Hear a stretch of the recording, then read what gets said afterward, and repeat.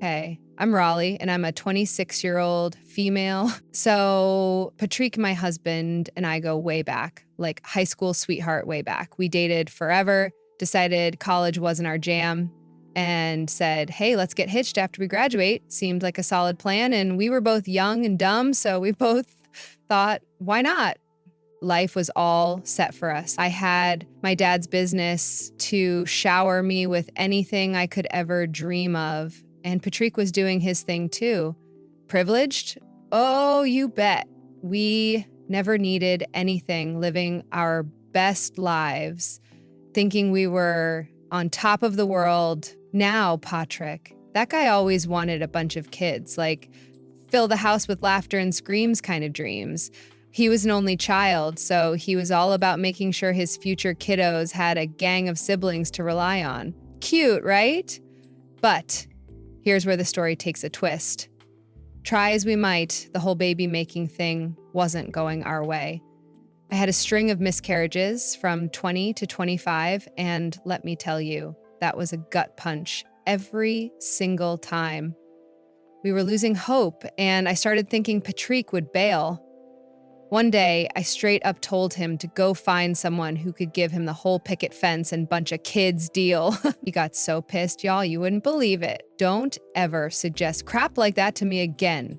Do you hear me? I guess he was in it for the long haul. As I said, we have been trying practically ever since we got married, and it was exhausting always being disappointed and heartbroken from the babies we've lost / failed to conceive.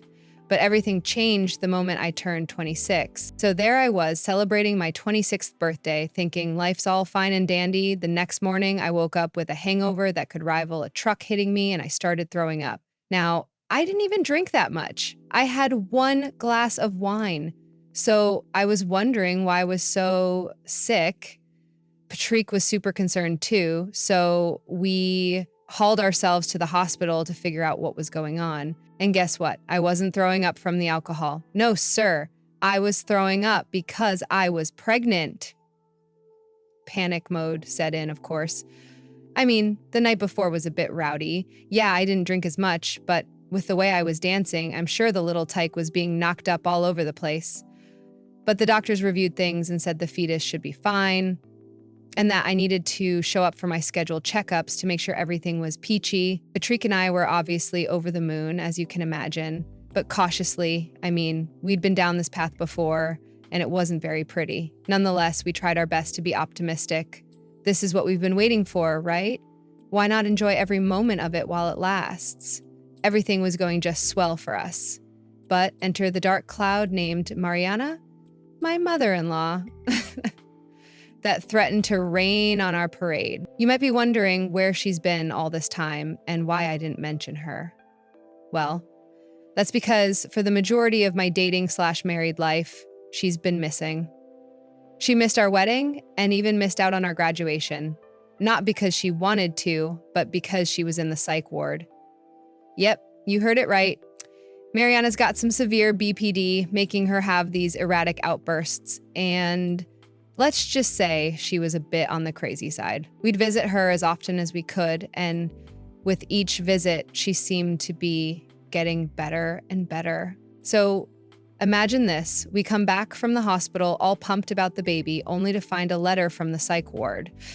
They're saying Mariana's shown significant improvement and can be released back into society, completing her rehabilitation program, and that she needed to be taken care of by her next of kin or any other caretaker just to ensure that she's easing back into society well. Now, Paik's father wasn't about to take her in. They got divorced when Paik was like 6. So guess who's the next of kin? Yup, Paik, and by proxy, me. Now, this whole setup felt like a drunk pitch for a sitcom. A couple struggling to conceive, now all of a sudden dealing with pregnancy and a mentally ill mother-in-law. What could possibly go wrong? Spoiler alert! Everything. Absolutely everything. So when we picked up Mariana from the psych ward, things started off great. We were catching up, having a grand old time in the car ride home, making up for lost moments, you know? But the moment we walked through our front door, it was like a switch flipped in Mariana. She wasn't the usual apathetic or disillusion, which are common symptoms for someone dealing with BPD or other mental illnesses. No, she was just irritated and not just a little miffed.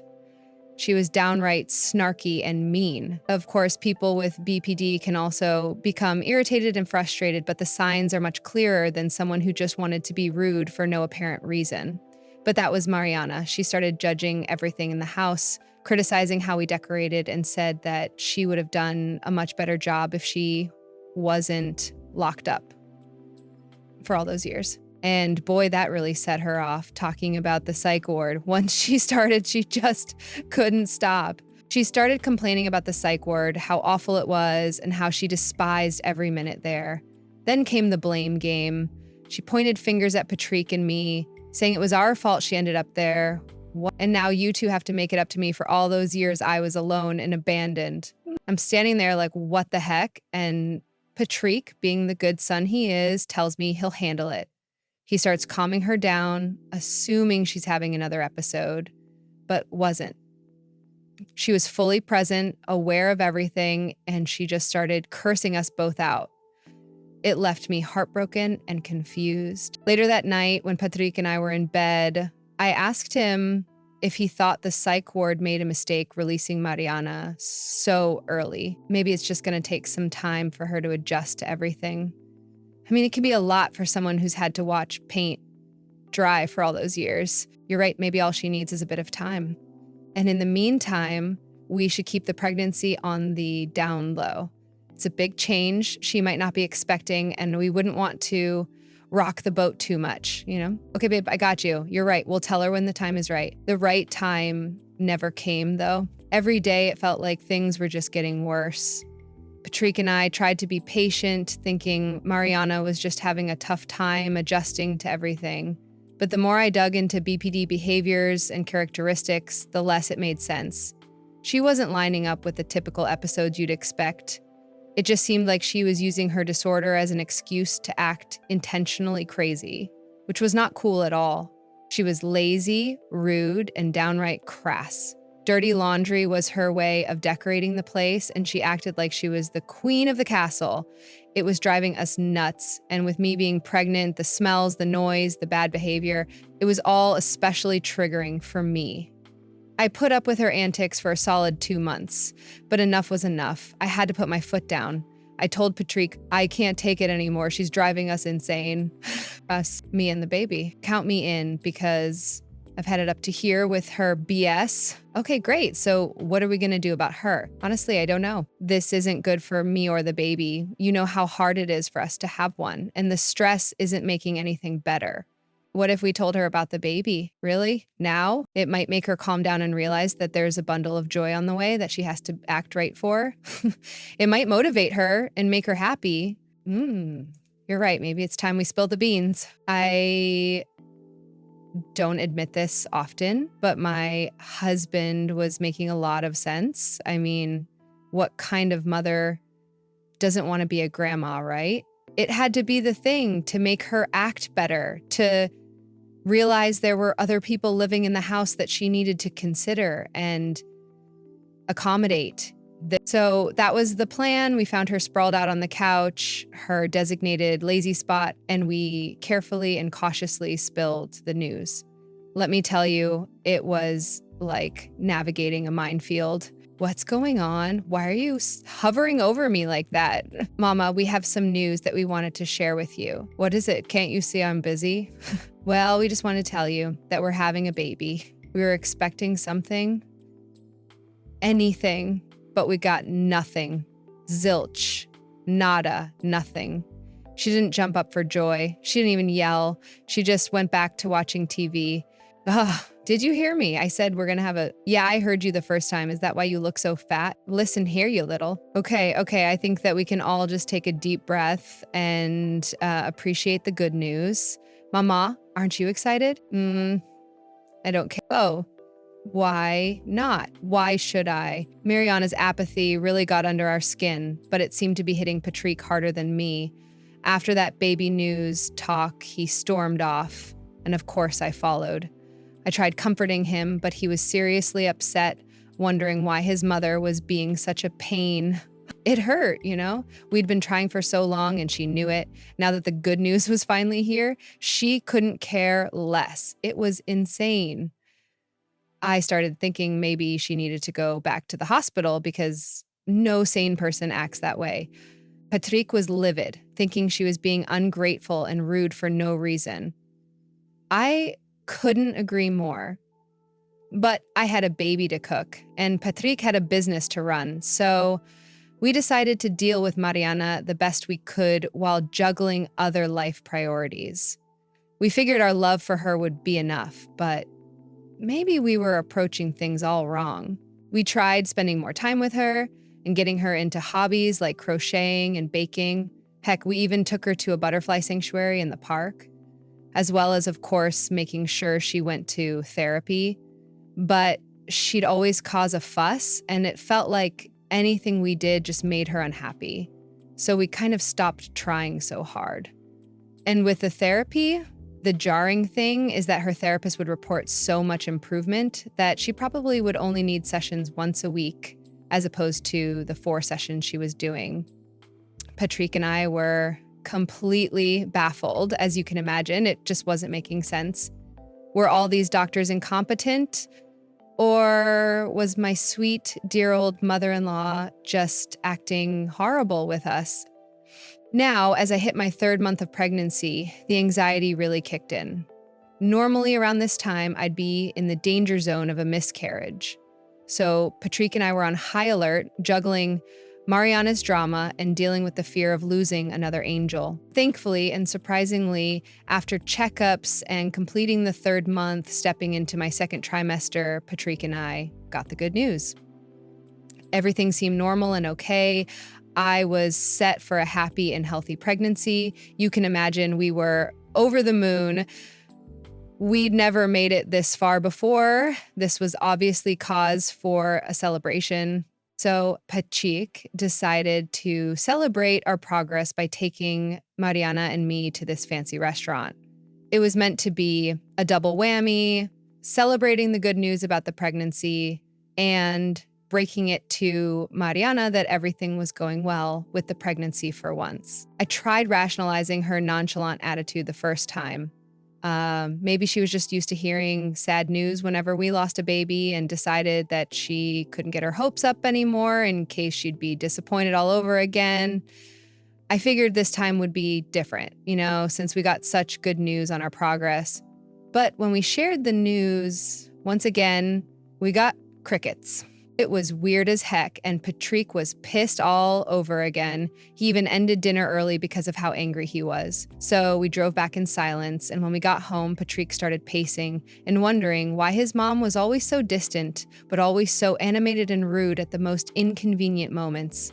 I guess that was the BPD flaring up again. But again, as her therapist said, she's been doing significantly better, so why was she only doing this with us? I tried to calm him down, telling him not to let her bitter attitude ruin this moment for us. He eventually agreed, and we decided to keep doing our best to make her happy and listen to what her therapist had to say. 3 more months rolled by, and I was nearing the end of my 2nd trimester. I was wobbling around like a beach ball, and my feet were already looking like balloons. Being pregnant and dealing with a mill ain't no walk in the park, let me tell you.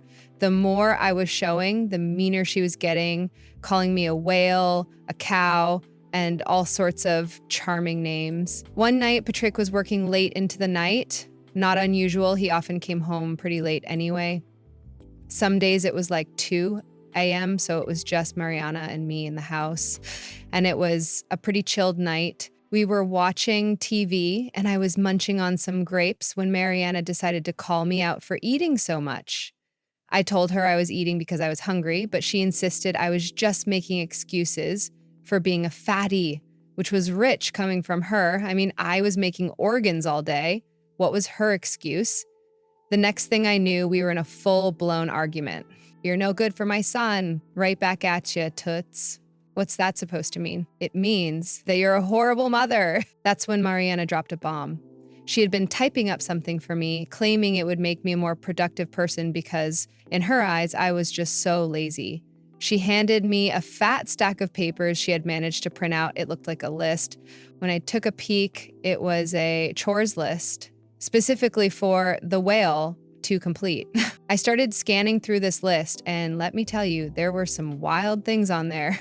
Train the dust bunnies in the corners to do synchronized dances, conduct a detailed interview with each piece of cutlery to assess its job satisfaction, teach the plants to recite Shakespearean soliloquies for optimal photosynthesis. Mariana, you can't possibly be serious. I'm dead serious. You need to do all of those things or else. And there are 9 more pages for you, so I suggest you better get started. That's when I knew that this woman was crazy. She clearly had lost her mind, and with her temperament, I no longer felt safe in the house. I calmly tried to tell her no, realizing that she might have been going through another episode, but this just made her even more angry. Mariana looked like she was about to murder someone. She stormed off to the kitchen, and for a moment I thought she had gone to get some water or something to calm her down. But when she came back out, she was holding a knife. I tried to get up as quickly as I could, given my state, and started backing away. The therapist had told us that in seemingly violent episodes like this, we should stay calm and try to soothe Mariana, even trying to call people for help if things get really scary. But none of the tricks were working, and fear was settling in. I looked at my phone, which was too far out of reach at that moment, and Mariana noticed. You can't call for help now, Riley. Mariana kept pushing up on me, and I found myself by the front door. She told me to get out, claiming I was lazy and a waste of space. I obviously told her I couldn't do that, but she didn't care. She insisted, and eventually I caved. All I was wearing were sweatpants, a sports bra, and some fuzzy socks because it was winter and it was snowing like crazy outside. Mariana didn't care about any of that, apparently. She kept pushing me to leave, and faced with a knife, I didn't want to find out what she might do. So, with nowhere else to turn and physically incapable of fighting her, I had to step outside into the snowstorm just to calm her down. It was hell. Instantly feeling like I was going to throw up. I made my way quickly to the neighbor's house, wanting to call Patrick since my phone was still inside. Luckily, they answered the door, even though it was pretty late, around 1 a.m. Honestly, God bless them for that, because I wouldn't know what to do otherwise. I called Patrick, and after the 3rd try, he finally answered, asking who this was. I quickly explained what had happened to Patrick, urging him to come home quickly because Mariana was in the house alone, doing God knows what. Patrick said he'd be there in 10 minutes, and I could tell from the tone of his voice that he was livid. He arrived at the neighbor's house first, making sure I was okay. I was wrapped up in some of the neighbor's blankets and drinking some tea to help with the cold. We thanked them profusely and cautiously headed back inside the house. When we entered, Patrick saw Mariana laughing at something on the TV, and that's when he started losing it. He yelled at Mariana, asking her what the hell she was thinking, putting a pregnant woman out in the snowstorm like that. Mariana tried to act oblivious, but when Patrick mentioned that it was time for her to go back to the psych ward, it seemed that Mariana's facade began to crumble. No, please, you can't do that. Why not? You're clearly not well. They'll help you, Mom. You just gotta be strong, okay? I lied, okay? I lied about everything. What do you mean? The way I was treating you two. I was doing it on purpose. Mariana went on to explain how she had deliberately been acting crazy with us, confirming it by acknowledging that her therapist and even the people in the psych ward said she was fine. She obviously had BPD, that wasn't going away, but people with BPD don't act in the way she was acting. She was sobbing, admitting that the reason for her doing all that crap to us, being messy, loud, rowdy, and gross, was because she wanted, get this, attention. Yep, my entire pregnancy has felt like hell, all because this grown-ass woman wanted some attention. Feeling alone in the psych ward, she just wanted her son and her DIL, anybody, to love her unconditionally, even her bad parts. This was confusing as hell for us. Why deliberately act crazy? Didn't she know we would report it and try to get her back in the psych ward? When Patrick asked her this, she said, I never actually thought you'd send her back there. I thought you missed me and you loved me and you wouldn't want to let me go back. Of course we missed you and of course we love you, and that's exactly why we would send you back, because you're clearly not well. You're not listening to me. I'm fine. I'm not actually crazy. That 10-page chore list I gave you, yeah, I just made that up. And that time I put my dirty underwear in the blender, that was part of the performance too. That's just sick, Mom. Why would you do this to us? Mariana explained that when she was in the psych ward, there was nothing for her to do, and she felt like one little misstep and everyone was hounding her. She just wanted to feel free. But Patrick didn't appreciate this one bit, calling her evil and selfish, especially when it came to me and carrying a baby. Mariana admitted she was jealous of me and the baby because she knew we would be the center of attention once the baby was born, and she didn't know how to take that news. Then Mariana got on her knees and started begging us not to take her back to the psych ward, saying if she knew we were seriously considering it, she would have come clean months ago and stopped the funny business. Mariana, honestly, I'm disgusted. How could you do that? To me, to the baby. I might have gone overboard. I'll admit that, but you have to believe me. No, I don't believe you. Not for one bit. This is exactly what a crazy person would say. But I'm trying to tell you, I'm not crazy. I told Mariana that I would call her therapist and tell her to come because it was an emergency, just so they could come and assess the situation, because I was so confused and exhausted by everything at that point.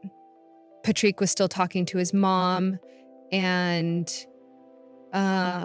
she was still on her knees begging and pleading, but I had to do it. Even if she was telling the truth and she actually was pretending to be crazy as some part of her twisted plan to get more attention, I still wanted to see her getting taken away. Because if any of that was actually true, then I could never forgive her for that crap.